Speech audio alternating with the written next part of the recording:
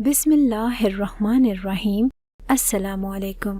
میں نے اپنی زندگی میں اس سے پہلے ایسا انسان نہیں دیکھا جو ایک ہی وقت میں بہت زیادہ خوش قسمت بھی تھا اور بدبخت بھی۔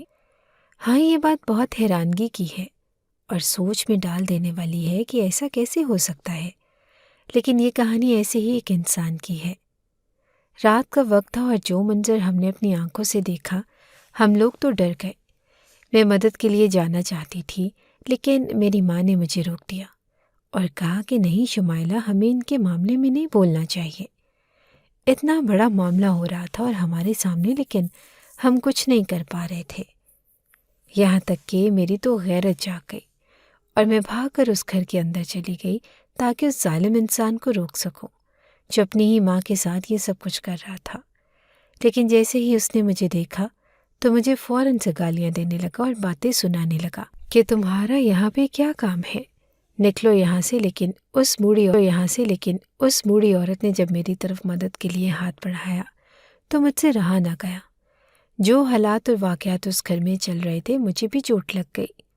میں نے بھی آسمان کی طرف دیکھا کہ انصاف کب آئے گا، اور وہی بات ہوئی کہ تھوڑی ہی دیر میں ایسا طوفان برپا ہوا کہ سب لوگ حیران رہ گئے۔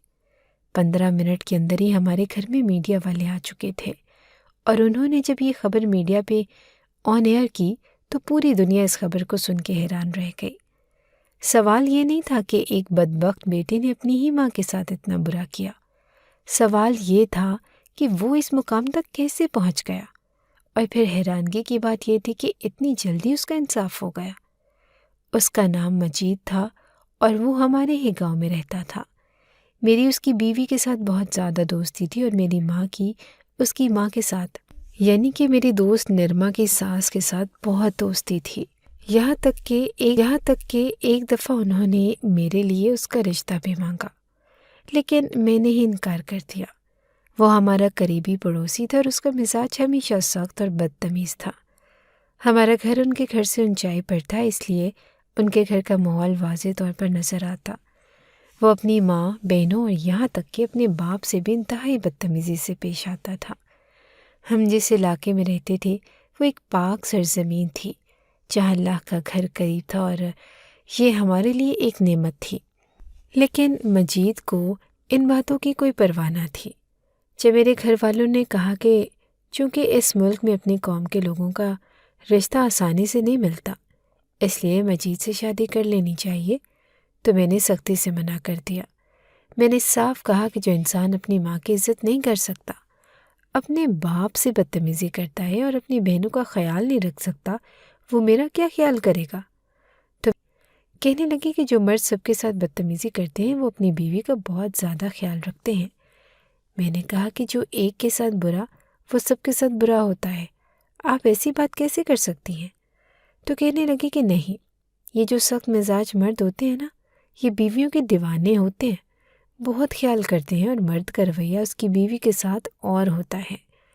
مجھے پتا تھا کہ میری ماں یہ سب کچھ کیوں کہہ رہی تھی، کیونکہ میری ماں کو بس یہ مسئلہ تھا کہ جلدی جلدی میری شادی ہو جائے، اور پڑوسیوں کے گھر میں بیٹی کی شادی کروا دینا تو ویسے ہی بڑی آسان سی بات سمجھی جاتی ہے۔ جب ساتھ والے گھر میں ہی چلی جائے گی، آنا جانا بھی رہے گا، اوپر سے دیکھتی بھی رہیں گی کہ کیا ہو رہا ہے، اور مجھے بھی خوش ہونا چاہیے تھا۔ لیکن اگر مجید اس دنیا کا آخری مرد بھی ہوتا، میں تب بھی اس کے ساتھ شادی نہ کرتی۔ امی کا کہنا تھا کہ اس کی ماں بہت اچھی خاتون ہے، تجھے ایسے لگے گا کہ تو ایک ماں کے گھر سے نکل کے دوسری ماں۔ میں نے کہا کہ اس میں کوئی شک نہیں کہ واقعی وہ بہت اچھی انسان ہے، لیکن اس گھر میں پہلے سے ہی ایک بھابھی بھی ہے اور میں یہ رشتہ نہیں کرنا چاہتی۔ میں نے انکار کر دیا تو امی نے دوبارہ بات نہ کی۔ مجید کی والد صاحب اس دنیا سے چلے گئے اور وہ پہلے سے ہی بیمار تھے۔ ہمیں روزانہ ڈر لگتا رہتا کہ کہیں آج اس دنیا سے نہ چلے جائیں، اور وہی بات ہوئی کہ اچانک سے وہ اس دنیا سے چلے گئے اور میرے رشتے کا موضوع بیچ میں ہی دب کے رہ گیا۔ لیکن ان کی وفات کے 6 مہینے کے بعد ہی مجید ایک لڑکی سے شادی کر کے لے آیا جو اس کی ماں کو بالکل بھی پسند نہ تھی۔ اس لڑکی کا نام نرما تھا۔ جب نرما مجید کی دلہن بن کر آئی تو کچھ ہی دنوں بعد وہ میرے پاس آئی اور ہنستے ہوئے کہنے لگی، مجھے پتہ ہے کہ تمہارے لیے بھی مجید کا رشتہ آیا تھا، لیکن تم نے انکار کر دیا، تم نے بہت برا کیا، مجید بہت اچھا شوہر ہے۔ اس کے انداز میں ایک عجیب سی خود اعتمادی تھی، جیسے وہ مجھے نیچا دکھانے کی کوشش کر رہی ہو۔ وہ ہمیشہ یہی کہتی کہ مجید میرا کتنا خیال کرتا ہے، میرے لیے کیا کیا کرتا ہے اور میرے ساتھ کیسا اچھا سلوک کرتا ہے۔ شروع میں تو مجھے ایسے لگا کہ شاید وہ مجھے چڑھانے کی کوشش کر رہی ہے، لیکن اس کی باتوں میں خاص کشش تھی۔ میرا مسئلہ یہ تھا کہ اس علاقے میں میری اور کوئی دوست نہ تھی۔ یہاں کے لوگ ہمارے کلچر کے نہ تھے اور میں اجنبیوں کے ساتھ زیادہ کھل مل کے بھی نہیں رہتی تھی۔ ایسے میں نرما ہی واحد ایسی شخصیت تھی جس سے میں بات کر سکتی تھی۔ وقت کے ساتھ ساتھ ہماری بات چیت زیادہ ہونے لگی اور آہستہ آہستہ ہماری دوستی ہو گئی۔ نرما کے ساتھ تعلق ایک عجیب سفر تھا۔ کبھی وہ بہت ہی ہمدرد اور محبت بھری بن جاتی، جیسے دنیا کی سب سے اچھی عورت ہو۔ وہ اپنی چیزیں میرے ساتھ بانٹتی، کبھی میرے لیے کھانے کی کوئی چیز خرید کر لاتی اور میری چھوٹی چھوٹی باتوں کا خیال رکھتی۔ ان لمحات میں مجھے لفظ کے بارے میں غلط سوچا تھا، لیکن کبھی کبھی اس کا رویہ یکدم بدل جاتا۔ وہ بے وجہ بے تنازع باتیں کرنے لگتی، جیسے تمہیں پتہ ہے شمائلہ، سب کو ایک اچھے شوہر کی ضرورت ہوتی ہے، لیکن خیر یہ نصیب کی بات ہے، یا پھر مجھے سمجھ نہیں آتا کہ تم نے مجید جیسے اچھے انسان کو کیسے رد کر دیا۔ اس کا انداز کبھی نرم ہوتا، کبھی کٹیلا۔ میں اس کے رویے کو سمجھنے سے قاصر تھی، پھر بھی میں اس سے دور نہیں ہو سکتی تھی۔ میرے لیے وہ کسی اجنبی سرزمین میں ایک جان پہچان کا چہرہ تھی۔ یہاں پہ زیادہ تر لوگ ایسے ہی رہتے تھے جن کے ساتھ ہماری زبان بھی ملتی جلتی نہ تھی، تو پھر بات کیسے کرتے؟ میں نے پہلے ایسے ہی ایک لڑکی سے دوستی کی، لیکن پھر اس نے میرے پیچھے باتیں کرنی شروع کر دی اور مجھے دھوکہ بھی دیا، اور اس لیے میں نے سوچ لیا کہ یہاں کی کسی بھی لڑکی سے دوستی نہیں کروں گی۔ ایسے میں نرم ہی بہتر تو کرتی، اور مجھے دھوکہ بھی دیا، اور اس لیے میں نے سوچ لیا کہ یہاں کی کسی بھی لڑکی سے دوستی نہیں کروں گی۔ ایسے میں نرم ہی بہتر تھی، اور وہ کہتے ہیں نا کہ اپنا مارے گا تو چھاؤں پر پھینکے گا، بس وہی والی بات تھی۔ میں بار بار اس کے پاس جاتی اور ہم گھنٹوں باتیں کرتے۔ کبھی وہ اپنی شادی شدہ زندگی کی خوشیوں کے قصے سناتی، کبھی اپنے مسائل شیئر کرتی۔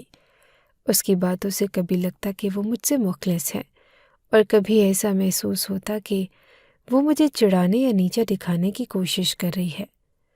کبھی وہ مجید کی تعریفوں کے پل باندھ دیتی اور کبھی خود ہی کہتی کہ مجید بہت اچھا شوہر ہے، لیکن کبھی کبھی وہ تھوڑا سخت ہو جاتا۔ تم جانتی ہو کہ مردوں کا مزاج ایسا ہی ہوتا ہے۔ اس کے ان بدلتے ہوئے بیانات نے مجھے الجھا کر رکھ دیا، لیکن میں نے اپنی پریشانیاں نظر انداز کی اور دوستی نبھانے کی کوشش جاری رکھی۔ زن پر قائم تھا، کبھی ہم بہت قریب ہو جاتے اور کبھی اس کے رویے کی وجہ سے مجھے دوری محسوس ہوتی، لیکن پھر بھی میں نے کبھی اس سے گلہ نہیں کیا، کیونکہ وہ واحد شخص تھی جس کے ساتھ میں کھل کر بات کر سکتی تھی۔ ایک دن نرما نے میرے لیے خاص ڈش بنائی اور بڑے پیار سے کہا، یہ تمہارے لیے ہے شمائلہ۔ میں اس کی اس محبت بھری حرکت سے خوش ہو گئی اور سوچا کہ شاید میں اس کے بارے میں غلط تھی، لیکن اگلے ہی دن وہ مجھ سے بے وجہ ناراض ہو گئی اور کہا کہ تمہیں میری چیزوں کی قدر نہیں۔ مجھے اس کے رویے کی کوئی سمجھ نہ آئی۔ اسی طرح وقت گزرتا گیا اور ہماری دوستی ایک عجیب سا کھیل بن گئی۔ کبھی ہم ہنسی خوشی وقت گزارتے اور کبھی وہ اچانک سے تلخ ہو جاتی۔ میں نے سوچا کہ شاید یہ اس کی فطرت ہے یا پھر وہ اپنی زندگی کے کسی دباؤ کی وجہ سے ایسا کرتی ہے، لیکن پھر ایک دن کچھ ایسا ہوا جس نے سب کچھ بدل کر رکھ دیا۔ اس دن میں ان کے گھر گئی تو دیکھا کہ نرما اور مجید نہیں تھی کہ تم نے وعدہ کیا تھا کہ شادی کے بعد تم بدل جاؤ گے، لیکن تم ویسے ہی ہو جیسے پہلے تھے۔ مجید کا غصہ اپنے عروج پر تھا اور وہ نرما پر چیخ رہا تھا۔ وہ منظر میرے لیے حیران کن تھا، کیونکہ نرما ہمیشہ مجید کی تعریفیں کرتی تھی۔ میں نے سوچا کہ چلو میاں بیوی میں جھگڑے ہو ہی جاتے ہیں، لیکن بات یہاں صرف جھگڑوں تک نہ تھی، بات تو یہاں پر ہاتھا پائی تک بھی پہنچی ہوئی تھی۔ مجید اس پر ہاتھ بھی اٹھاتا تھا اور اس کی کوئی بات نہیں مانتا تھا، اس کے لیے کوئی تحفہ نہیں لے کر آتا تھا اور اسے کہیں بھی لے کر نہیں جاتا تھا۔ اس کے بعد نرما نے مجھے بتایا کہ اس کا شوہر حقیقت میں کیسا ہے۔ اس دن مجھے معلوم ہوا کہ وہ سب کچھ جھوٹ تھا جو وہ میرے بارے میں کہتی تھی، وہ سب بھی ایک دھوکہ ہی تھا۔ کہ تم بڑی بدقسمت ہو جو تمہاری شادی مجید سے نہیں ہوئی، کیونکہ اصل میں وہ جانتی تھی کہ یہاں بدقسمت کون تھا۔ جب نرما نے روتے ہوئے مجھ سے کہا کے لیے انکار کر دیا، وہ واقعی ویسا ہی ہے جیسا تم نے سوچا تھا، بلکہ شاید اس سے بھی بدتر۔ تمہیں حیرت میں پڑ گئی۔ یہ وہی نرما تھی جو ہمیشہ مجید کی تعریفیں کرتی تھی اور وہ اس کے خلاف اتنی تلخ باتیں کر رہی تھی۔ نرما نے اپنی کہانی سنانا شروع کی۔ وہ کہنے لگی کہ مجید کی وہ سب باتیں جو میں تمہیں بتاتی تھی وہ سچ نہیں تھی۔ میں نے ان سب کہانیوں کو بنایا تھا تاکہ تمہیں یہ دکھا سکوں کہ میں خوش ہوں، لیکن حقیقت یہ ہے کہ مجید وہی غسیلا اور بدتمیز انسان ہے جو تم نے پہلے دیکھا تھا۔ وہ نہ صرف مجھ سے بدتمیزی کرتا ہے بلکہ کبھی کبھی مجھے نیچا دکھانے کے لیے ایسی باتیں کرتا ہے جو میرا دل ہی توڑ دیتی ہیں۔ میں نے سوچا کہ شاید وقت کے ساتھ وہ بدل جائے گا، لیکن وہ مزید سخت اور تلخ ہو گیا ہے۔ میں اس کی بات سن کر خاموش ہو گئی۔ نرما نے مزید کہا کہ شمائلہ، شاید میں تمہیں مجید کی تعریفیں کر کے چڑھانا چاہتی تھی، شاید میں اپنے اندر کی خالی جگہ کو چھپانے کی کوشش کر رہی تھی، لیکن میں جھوٹ بولتے بولتے خود بھی تھک گئی ہوں۔ اس کی آنکھوں میں بے بسی تھی اور مجھے اس کے لیے افسوس ہوا۔ میں نے نرما سے کہا کہ نرما، زندگی میں اپنے فیصلے کبھی بھی دوسروں کو نیچا دکھانے کے لیے نہیں کرنے چاہیے۔ تم نے اپنے آپ کو ایک جھوٹ میں قید کر لیا ہے، لیکن ابھی بھی وقت ہے، تم اپنی زندگی کو بہتر بنانے کی کوشش کر سکتی ہو۔ اس دن کے بعد نرما کا رویہ بدلنے لگا۔ وہ پہلے جیسی نہیں رہی۔ اس کی باتوں میں تلخی کی جگہ نرمی آ گئی اور اس نے اپنی غلطیوں کو قبول کرنا شروع کر دیا۔ ہماری دوستی اب ایک مختلف بنیاد پر تھی۔ وہ مجھ سے اپنی مشکلات شیئر کرتی اور میں اسے مشورہ دیتی کہ وہ اپنے حق کے لیے کھڑی ہو۔ نرما کا سچ سن کر میں نے اپنے فیصلے کی سچائی کو مزید محسوس کیا۔ میں نے شکر ادا کیا کہ میں نے اپنے اصولوں پر سمجھوتا نہیں کیا اور اپنی زندگی کو ایک ایسے شخص کے حوالے نہیں کیا جو اپنی بنیادی ذمہ داریوں کو بھی نہ سمجھتا ہو۔ نرما کی باتوں نے مجھے ایک سبق دیا کہ لوگ اپنی زندگی کو کیسے دکھاوا بنا لیتے ہیں اور دوسروں کو چڑھانے یا اپنی کمزوریوں کو چھپانے کے لیے جھوٹ کا سہارا لیتے ہیں، لیکن آخرکار سچ سامنے آ ہی جاتا ہے، اور یہی سچ زندگی کو بدلنے کے لیے پہلا قدم ہوتا ہے۔ بالآخر نرما نے اپنی حالات سے سمجھوتا کر لیا اور وہ جو پہلے مجید کی تعریفیں کرتی تھی، اب وہی سب کچھ اس کی باتوں کے مطابق کرنے لگی۔ مجید نے نرما کو اپنے طرز زندگی میں جکڑ لیا تھا، اور اب وہ جیسا چاہتا تھا وہ ویسا ہی کرتی تھی۔ وہ پہلے سے کہیں زیادہ خود کو اس کے مطابق ڈھالنے کی کوشش کر رہی تھی، اور جیسے وہ خود اپنی شخصیت کو پس پشت ڈال کر بس اس کی مرضی کے مطابق جینا چاہتی تھی۔ مجید کا نرما سے رویہ اور بھی زیادہ بدتر ہو گیا تھا۔ اس نے مجھ سے بھی شدید نفرت کرنا شروع کر دی۔ وہ ہمیشہ نرما سے کہتا کہ وہ لڑکی تمہارے دماغ میں کوئی باتیں ڈال دے گی۔ اس کے ساتھ نہ بیٹھنا، اس کی یہ باتیں مجھے بہت تکلیف دیتی تھی، لیکن نرما ہمیشہ یہ کہہ کر چپ ہو جاتی کہ وہ بس ایسا ہی ہے، کچھ دنوں میں ٹھیک ہو جائے گا۔ نرما کے لیے خوشی کا ایک اور موقع آیا جب اس نے کہا کہ وہ ماں بننے والی ہے۔ وہ بہت خوش تھی کہ شاید اولاد کی خوشی اسے اور مجید کو قریب لے آئے گی، اور شاید اس کی زندگی میں کچھ بہتر تبدیلی آئے گی۔ اور پھر وہ دن آیا جب نرما نے ایک ساتھ 2 بیٹوں کو جنم دیا۔ وہ بہت خوش تھی اور اس نے مجید سے کہا کہ شاید اولاد کی خوشی پا کر ہی تم ٹھیک ہو جاؤ گے۔ تمہیں خوش دیکھ کر مجھے لگتا ہے کہ شاید تمہاری زندگی میں کچھ بدل جائے گا۔ ہمارے معاشرے میں جب کوئی عورت ایک ساتھ 2 بیٹوں کو جنم دیتی ہے تو اس کی عزت بہت بڑھ جاتی ہے۔ لوگ کہتے ہیں کہ بیٹوں کا جوڑا پیدا ہوا ہے، لیکن مجید کے دل میں نہ جانے کیا چل رہا تھا کہ اس تھا، نہ اس کی ماں، نہ اس کی بیوی، اور نہ ہی اب اس کی اولاد۔ سوچا تھا کہ اولاد کے بعد ٹھیک ہو جائے گا، لیکن ایسا کچھ بھی ہوتا دکھائی نہیں دے رہا تھا۔ مجید پہلے سے بھی زیادہ سخت اور بے رحم ہو چکا تھا، اور اس کا رویہ نرما کے ساتھ پہلے سے کہیں زیادہ سرد اور بے ربط ہو گیا۔ وہ نہ صرف اس سے بدتمیزی کرتا، بلکہ جب وہ بچوں کی بات کرتی تو وہ اس کی کسی بات کو اہمیت نہیں دیتا۔ نرما نے ایک دن مجھ سے کہا کہ شمائلہ، تمہیں تو پتہ ہے نا کہ وہ شروع سے ہی اتنا سخت تھا۔ اس نے مجھے اولاد پیدا کر کے یہ سمجھایا کہ میں نے اس پر کوئی احسان نہیں کیا۔ وہ کہتا ہے کہ اولاد پیدا کر کے کون سا احسان کیا ہے؟ یہ سن کر مجھے بہت دکھ ہوا تھا، کیونکہ جب ایک مرد اپنی بیوی سے اس انداز میں بات کرے تو اس کا دل کتنا ٹوٹتا ہے۔ یہ صرف وہی جان سکتے ہیں جو ایسی حالت میں ہوتے ہیں۔ مجید کی سختی اور بے رحمی میں اضافہ ہو چکا تھا۔ اس کے اندر محبت کی کوئی جگہ نہ تھی، اور نہ اپنی ماں کے لیے، اور نہ ہی بیوی کے لیے، اور نہ ہی اپنے بچوں کے لیے۔ اس کا دل اور دماغ مکمل طور پر بند ہو چکا تھا۔ نہ اس کی ماں نے اسے سدھارا، نہ نرما نے، اور نہ ہی اولاد کی خوشی اس کے دل میں تبدیلی لا سکی۔ وہ ہمیشہ نرما کو نیچا دکھانے اور اسے ذہنی اذیت دینے کا موقع تلاش کرتا رہتا۔ میں دیکھ سکتی تھی کہ نرما جتنا بھی اپنے بچوں کی خوشی کو اپنے شوہر کی ناراضگی پر فوقیت دینے کی کوشش کرتی، لیکن وہ اس کے لیے محض ایک خواب بن کر رہ گئی تھی۔ اس کی زندگی میں کوئی سکون نہ تھا، اور اس نے ہمیشہ اس بات کی امید کی کہ شاید اس کا شوہر بدل جائے گا، لیکن بدقسمتی سے ایسا کچھ نہیں ہوا۔ اس کا شوہر اس کے ساتھ اتنا ظالم تھا کہ وہ اپنی بیوی کے جذبات کو کبھی سمجھنے کی کوشش نہیں کرتا تھا۔ نرما کے لیے یہ سب کچھ برداشت کرنا بہت مشکل ہو رہا تھا، لیکن وہ اب بھی اس سچ کو تسلیم کرنے کے لیے تیار نہ تھی۔ اس کے دل میں امید کی ایک ہلکی سی کہ شاید ایک دن اس کا شوہر بہتر ہو جائے گا، لیکن اس کی حقیقت یہ تھی کہ وہ اتنی گہرائی تک جا چکا تھا کہ واپس آنا اس کے لیے ناممکن ہو چکا تھا۔ شمائلہ کی آواز میں دکھ اور ہمدردی کا اظہار تھا، اور اس کی آنکھوں میں نرما کے لیے افسوس تھا، جو اب تک اس ظالم حقیقت کو تسلیم کرنے سے انکار کر رہی تھی۔ مجید کی امی، جن کا نام بانو بی بی تھا، بہت ہی اچھی خاتون تھی۔ وہ بھی بڑی پریشان رہتی کہ جب سے ان کا شوہر گیا تھا تب سے ہی وہ اداس رہتی تھی۔ میری ماں کہتی تھی کہ اس نے اتنی ساری عورتوں کا جینا حرام کر رکھا ہے۔ ہم جس ملک میں رہتے تھے ہم شکایت بھی کر سکتے تھے، پر امی کو اس بات کی بھی فکر تھی کہ اگر پتہ چل گیا کہ شکایت ہم نے کی ہے تو مجید ہمارا بھی دشمن بن جائے گا۔ جب سے ہم لوگ یہاں پہ رہ رہے تھے میری عادت تھی کہ میں روز رات کو چھت پہ جا کے کھڑی ہو جاتی۔ میں نے دیکھا کہ مجید فون پر کسی سے باتیں کر رہا تھا، اور جیسے مردوں کی باتیں ہوتی ہیں غصے میں لڑ رہا تھا اور گالیاں بھی دے رہا تھا۔ اس نے فون تو بند کر دیا، لیکن تھوڑی دیر کے بعد اسے نہ جانے کیا ہوا، جیسے اس کے ہاتھ کانپنے لگے۔ میں یہ منظر دیکھنے لگی اور دور سے ایسے لگ رہا تھا کہ جیسے اس کا دورہ پڑ گیا۔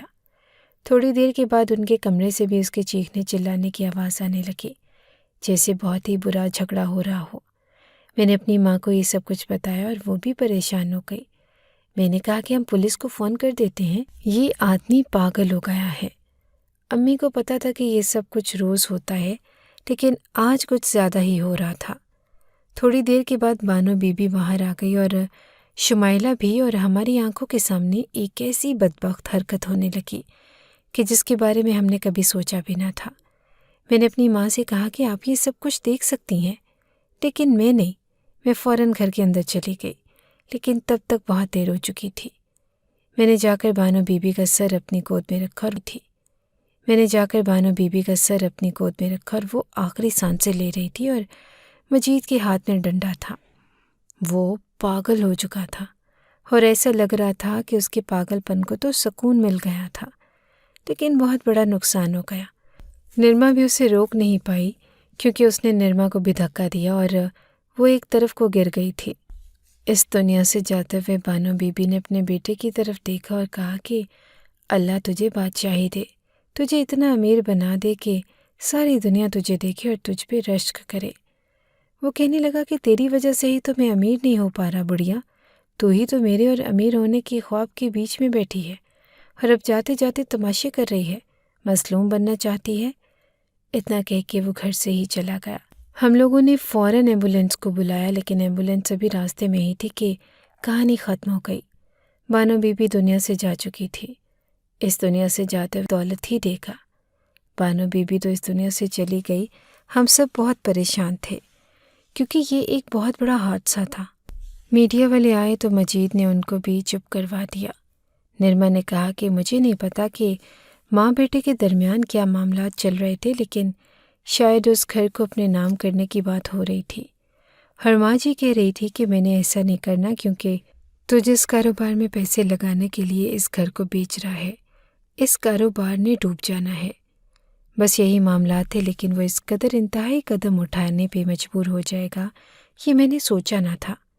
ہم سب کو یہ معلوم نہیں تھا کہ وہ کس حد تک جا سکتا ہے، اور اس کے بعد جو کچھ ہوا وہ صرف ایک سانحہ بن کر رہ گیا۔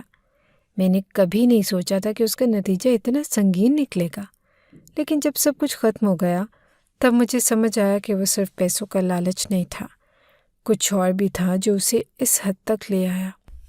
مجید میں پیسے لگانا چاہتا تھا، وہ ایک نہایت ہی غیر سنجیدہ کاروبار تھا، لیکن اس نے ایسا ہی کیا۔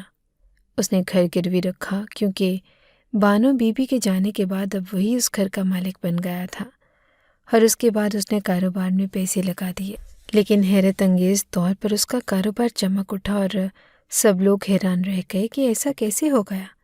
وہ ایک غیر سنجیدہ آدمی تھا، جلد باز تھا، جس کی کوئی بھی بات کبھی بھی بافضل نہیں ہوتی تھی۔ اس کا پھینکا ہوا کوئی بھی تیر نشانے پہ نہیں لگ سکتا تھا، اور کہتے ہیں کہ آپ صرف اپنی ماں باپ سے گستاخی کریں تو آپ کے ہونے والے کام بھی رک جاتے ہیں، اور یہاں پر اس نے اتنی بڑی حرکت کر دی، تو پھر اس کا یہ کام کیسے ہو سکتا تھا؟ ہمیں لگتا تھا کہ جھوٹ بولتا ہے، لیکن پھر وہ اپنے گھر میں پیسے لانے لگا۔ اس نے اپنا گروی رکھا ہوا گھر بھی واپس لے لیا، گھر میں ہر طرح کی سہولت آنے لگی۔ پر نرما کہتی تھی کہ اب مجھے مجید سے ڈر لگتا ہے، بھی واپس لے لیا، گھر میں ہر طرح کی سہولت آنے لگی۔ پر نرما کہتی تھی کہ اب مجھے مجید سے ڈر لگتا ہے، جو اپنی ماں کا نہ ہو سکا وہ میرا کیسے ہوگا؟ یہ نہ ہو کہ کسی دن میرے ساتھ بھی کچھ ایسا ہی ہو جائے۔ آپ لوگ بتاؤ کہ کیا کریں؟ ہم نے کہا کہ ہم تو خود پریشان ہیں کہ ہم کیا کر سکتے ہیں، ہماری آنکھوں کے سامنے اتنا بڑا ظلم ہو گیا، ہم کچھ نہ کر سکے۔ بیچاری ماں جاتے جاتے بیٹے کو دعائیں دے کر گئی۔ لگتا ہے کہ ماں کی محبت سچی تھی، تبھی بیٹے کو دعائیں لگ گئی، لیکن بیٹا اس قابل نہیں تھا۔ میں حیران تھی کہ یہ کیسا انصاف تھا، اس نے اپنی ماں کے ساتھ اتنا برا کیا، پھر اس کے ساتھ اتنا اچھا کیوں ہو گیا؟ اللہ کہتا ہے کہ جب آپ کچھ برا کرتے ہیں اور اس کی سزا آپ کو اس دنیا میں ضرور ملتی ہے، تو پھر مجید کو اس کی سزا کیوں نہیں مل رہی تھی؟ وہ ایک برا بیٹا تھا، ایک برا شوہر تھا اور ایک برا باپ بھی تھا، پھر بھی اس کے ساتھ یہ سب کچھ کیسے ہو گیا؟ سب لوگ حیران تھے، اور اس نے جس جگہ کا کنواں نکل آیا اور اب وہ نوٹوں میں کھیل رہا تھا۔ اس نے تو اپنے گھر کے اوپر تیسری منزل بھی بنانی شروع کر دی۔ اب ان کا گھر ہمارے گھر سے بھی اونچا ہو رہا تھا۔ اس کے بچے 4 سال کے ہو گئے تھے، ان کو بھی وہ ہر چیز لے کے دیتا، بے شک اپنی چھوٹی شان کے لیے ہی صحیح، لیکن ان کے اوپر بھی بہت خرچہ کرتا تھا۔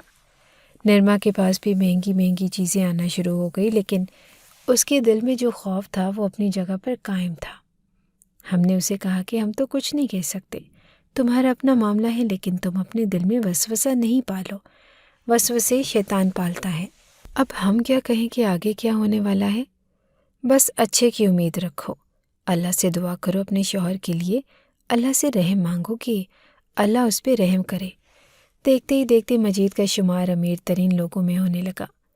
ایک دن وہ ہمارے گھر آیا اور کہنے لگا کہ میری امی نے آپ لوگوں سے کچھ پیسے ادھار لیے تھے، تو وہ پیسے کچھ زیادہ بنتے ہیں، اور ہمارے سامنے اتنے سارے پیسے پھینک کے چلا گیا۔ کہنے لگا کہ میں اپنی ماں کا کوئی بھی ادھار نہیں رکھنا چاہتا۔ میری ماں نے کہا کہ یہ پیسے اس کے منہ پہ دے آؤ۔ میں نے کہا کہ نہیں، اب یہ پیسے آپ رکھ لیں، کیونکہ پیسے تو اللہ کی طرف سے آتے ہیں، رزق دینے کا وعدہ تو اللہ کا ہے، اس کے پاس ویسے بھی اتنے پیسے آ رہے ہیں، تھوڑے ہم رکھ لیں گے تو کیا ہو جائے گا۔ ماں کی دعا لگ گئی تھی۔ اس کو ماں نے کہا تھا کہ اللہ تجھے بادشاہی دے، اور اس دور میں بادشاہی کا مطلب یہی کہ اللہ تجھے پیسے دے، اور اب اس کے پاس پیسوں کی کمی نہ تھی۔ گھر میں 1 نہیں 2 نہیں 3 گاڑیاں کھڑی تھی۔ گھر کی حالت اتنی بدل دی تھی کہ باتھ روم تک میں AC لگا دیا تھا، کیونکہ اس ملک کی گرمی سے تو سب لوگ ہی واقف تھے۔ روز اس کے گھر میں نئے نئے پکوان بنتے، اس کے بیٹوں کے ہاتھ میں بڑے بڑے ٹیبلٹس ہوتے، بچوں کے لیے الیکٹرک کار بھی لی ہوئی ہوتی، اور اس کے دوست بھی لی ہوئی ہوتی، اور اس کے دوست یار گھر آتے، وہ بھی حیران ہوتے۔ وہ تو نوٹوں میں کھیلنے لگا تھا۔ ایک دن میں نے اسے کسی سے فون پہ بات کرتے ہوئے سنا، کہہ رہا تھا کہ میری ماں ہی منحوس تھی، جیسے ہی اس گھر سے گئی میرے یہاں تو دولت کی ریل پیل ہو گئی۔ یہ سن کر میں بڑی حیران ہوئی، اور مجھے غصہ بھی آیا کہ ماں کی دعا کی وجہ سے ہی تیرے ساتھ یہ سب کچھ ہوا ہے، اور تو اپنے گناہ پر توبہ کرنے کی بجائے یہ کہہ رہا ہے کہ میری ماں ہی منحوس تھی، وہ گئی ہے تو سب کچھ ٹھیک ہو گیا۔ کس قسم کی باتیں کر رہا تھا یہ آدمی؟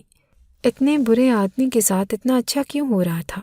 یہ بات مجھے بار بار کھٹک رہی تھی، لیکن وقت اسی طرح گزرنے لگا اور میری بھی منگنی ہو گئی اور 4 مہینے بعد میری شادی تھی۔ نرما نے یہ بات کہیں مجید کو بھی بتائی ہوگی تو کہنے لگا کہ میں شمائلہ کی شادی کا سارا خرچہ اٹھانے کو تیار ہوں، جتنے بھی پیسے لگیں گے میں دے دوں گا۔ نرما نے جب مجھے یہ بات بتائی تو میں نے کہا کہ اسے کہو کہ ہمیں تمہارے پیسوں کی ضرورت نہیں ہے۔ پر نرما نے کہا کہ لے لو پیسے، ویسے بھی پیسے اوپر سے گر رہے ہیں، تم لوگوں کے کام آ جائیں گے، اس نے تو کہیں نہ کہیں لگا ہی دینے ہیں۔ اس نے یہ بھی بتایا کہ اب یہ عورتوں کے پیچھے بھی جانے لگا ہے اور رنگ اور سرور کی محفلیں بھی سجاتا ہے۔ میں نے اسے کہا کہ تمہاری ہمت ہے کہ تم یہ سب کچھ برداشت کر رہی ہو۔ اس نے کہا کہ صرف اپنے بچوں کے لیے ہی کر رہی ہوں۔ ایک دن نرما پاگلوں کی طرح ہمارے گھر بھاگتی ہوئی آئی۔ اس کا چہرہ اترا تھا اور اس کی آنکھوں میں خوف تھا۔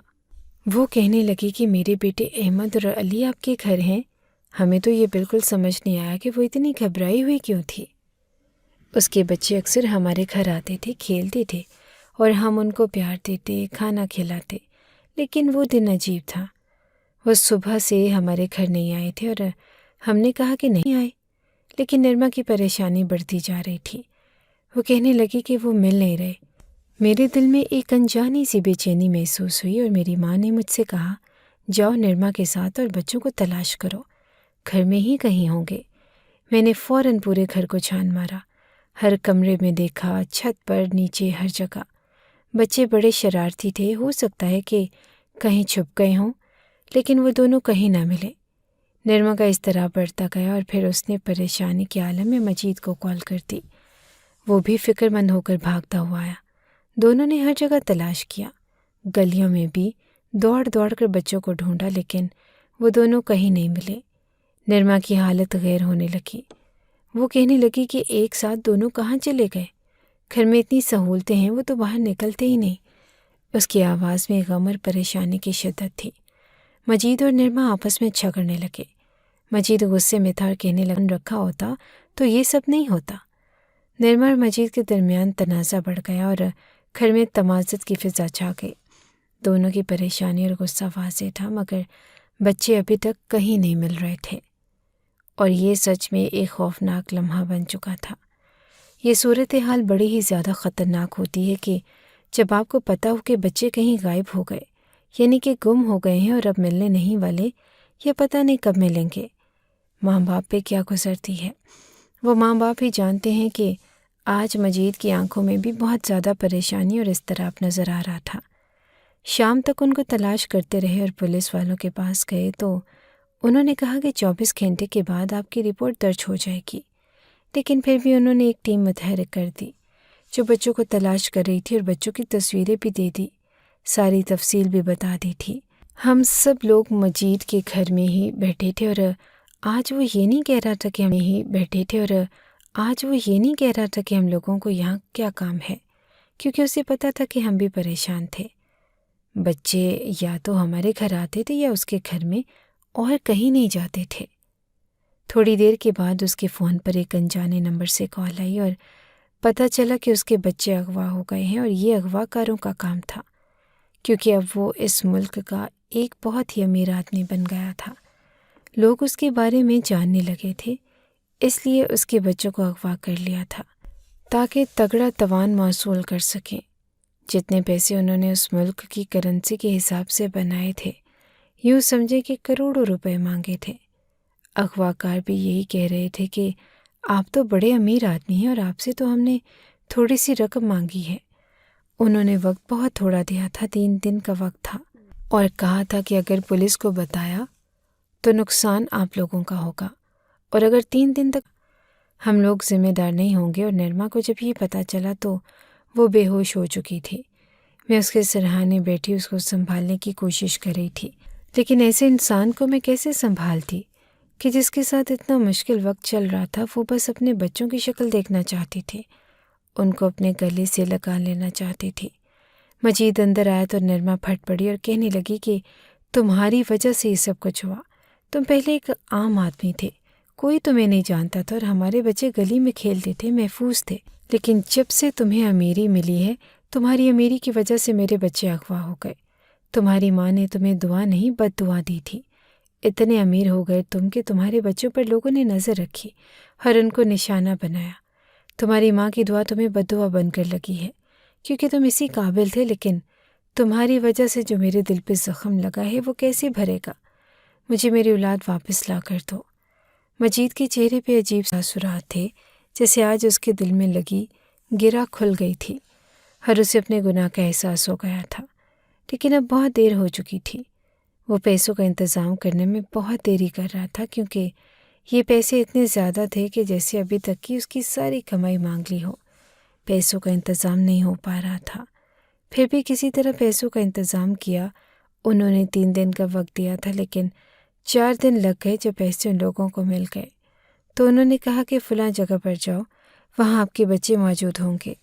لیکن جب ہم لوگ وہاں گئے تو وہاں بچے نہیں تھے، اور اغوا کاروں کو فون کیا تو نمبر ہی بند تھے۔ پیسے بھی چلے گئے اور اولاد بھی واپس نہ ملی۔ پولیس کو سب کچھ بتایا تو پولیس نے کہا کہ جب انہوں نے آپ سے تاوان مانگا تھا اسی ٹائم آپ کو ہمیں خبر دینی چاہیے تھی۔ ہم نے کہا کہ ہم ڈرے ہوئے تھے۔ پولیس نے کہا کہ ہم تلاش جاری رکھیں گے، لیکن پولیس تو ایسے ہی کہتی ہے۔ پتہ نہیں تلاش کرتے بھی۔ اس کے بعد نرما کی حالت بہت بری ہو گئی۔ وہ کچھ دن روتی چلاتی رہی اور اس کے بعد اس نے مجید کو چھوڑنے کا فیصلہ کر لیا۔ مجید کی اپنی حالت بہت بری تھی۔ میں نے اسے کبھی اس مقام پر آتے ہوئے نہیں دیکھا تھا۔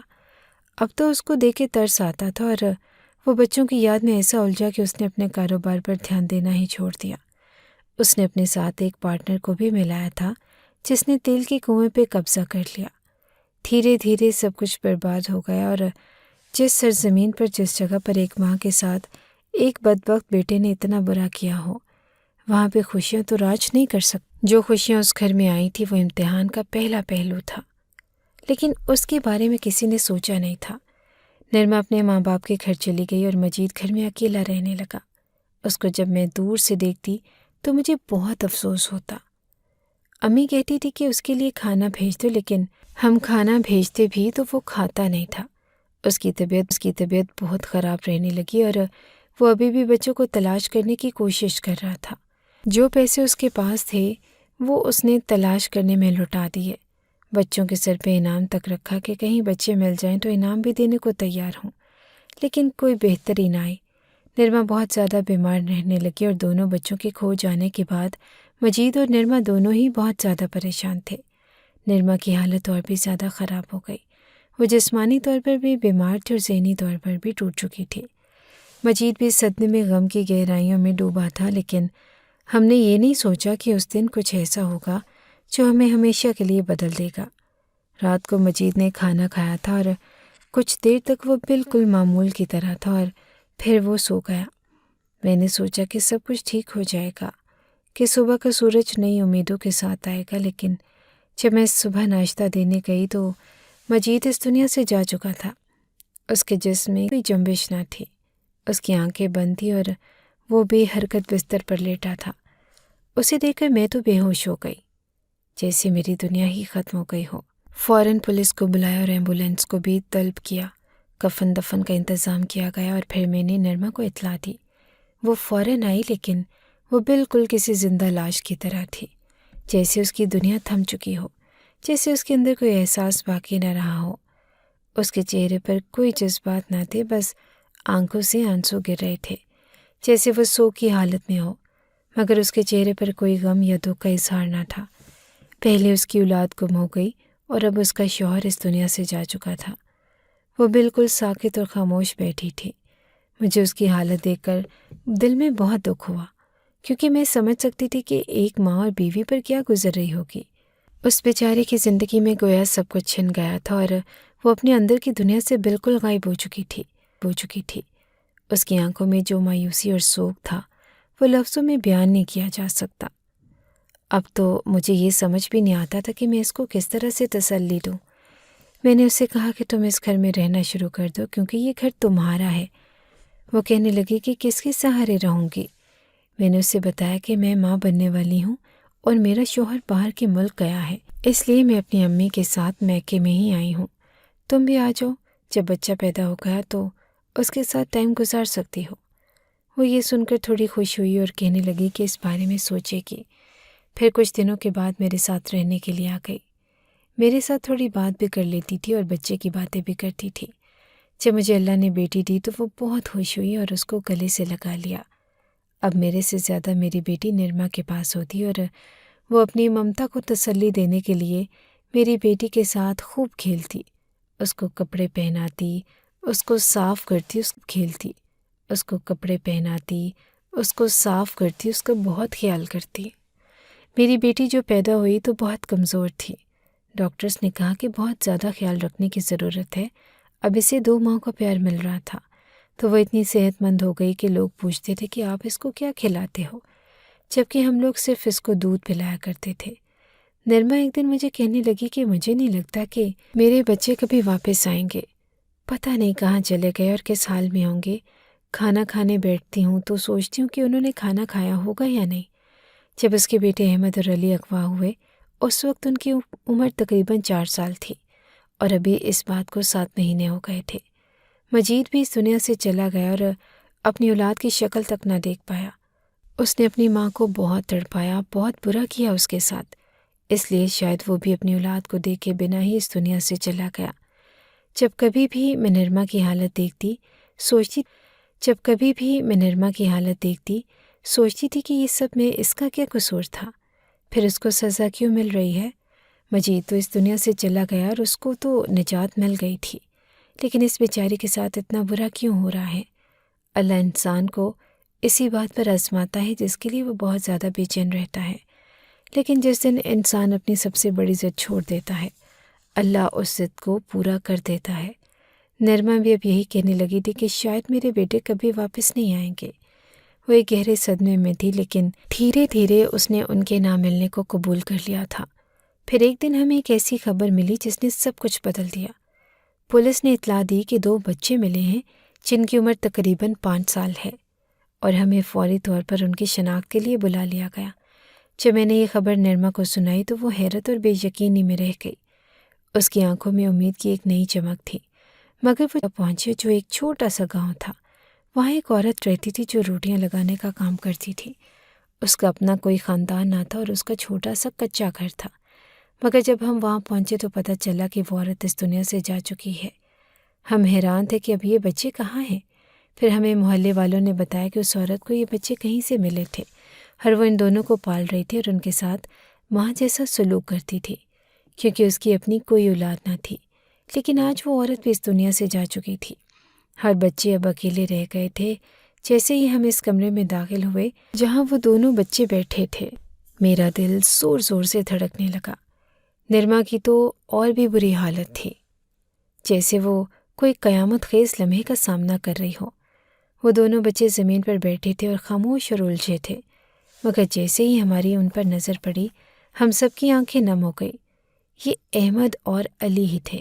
نرما نے جیسے ہی انہیں دیکھا وہ زمین پر وہ زور زور سے اللہ کا شکر ادا کر رہی تھی، اور اس کے آنسو تھمنے کا نام نہیں لے رہے تھے۔ وہ اتنے مہینوں کی بے بسی اور غم کا بوجھ اپنے آنسوں کے ذریعے بہا رہی تھی۔ احمد اور علی بھی جیسے ہی اپنی ماں کو پہچانے وہ دونوں پاگلوں کی طرح اٹھ کر اس کے گلے سے لپٹ گئے۔ وہ زور زور سے رو رہے تھے اور بار بار اسے پکڑ رہے تھے، جیسے وہ ڈر رہے ہوں کہ کہیں یہ لمحہ دوبارہ نہ چھن جائے۔ 7 مہینے میں کون اپنی ماں کو بھول سکتا ہے؟ بچوں کی آنکھوں میں نرما کے لیے وہی محبت اور اپنائیت تھی جیسے وہ کبھی اس سے جدا ہی نہ ہوئے ہوں۔ نرما نے ان دونوں کو اپنے بازوؤں میں بھر لیا اور ایسا لگ رہا تھا کہ جیسے اس کا سارا دکھ، سارا غم ان چند لمحوں میں ختم ہو گیا ہو۔